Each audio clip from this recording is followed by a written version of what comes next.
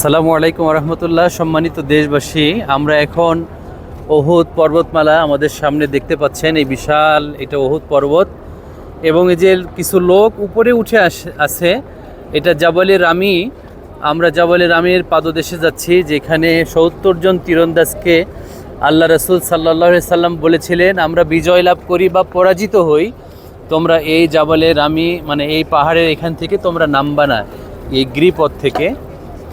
তো এই পথের এই রাস্তাটা যখন বিজয় লাভ করছিল মুসলমানেরা, তখন এই ৭০ জন তীরন্দাজের মধ্যে কিছু সংখ্যক সাহাবী মনে করলেন যে কাফেরেরা তো পালায়ে চলে যাচ্ছে, তাহলে তাদের রেখে যাওয়া তীর, বর্লম, এরপরে ঢাল, তরবারি যেগুলো আছে এগুলো আমরা সংগ্রহ করি, এটা আমাদের কাজে লাগবে।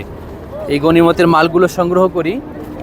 এইখানে এই গিরিপথ থেকে যখন তারা ছেড়ে দিয়ে মাল সংগ্রহের জন্য নিচে এসেছিল সাইড দিয়ে, তখন এইখানে উল্টা পথ থেকে আবার মুসলমানদের উপরে আক্রমণ চালানো হয় এবং এইখানে মুসলমানদের একটি পরাজয় হয়। খালিদ বিন ওয়ালিদের নেতৃত্বে আক্রমণটি হয়। পরবর্তীতে খালিদ বিন ওয়ালিদ ইসলাম গ্রহণ করেছিল। আমাদের হাজী সাহেবদেরকে দেখতে পাচ্ছেন, তাদেরকে নিয়ে এসেছি আমরা এই জায়গায় জাবালে ওহুদ।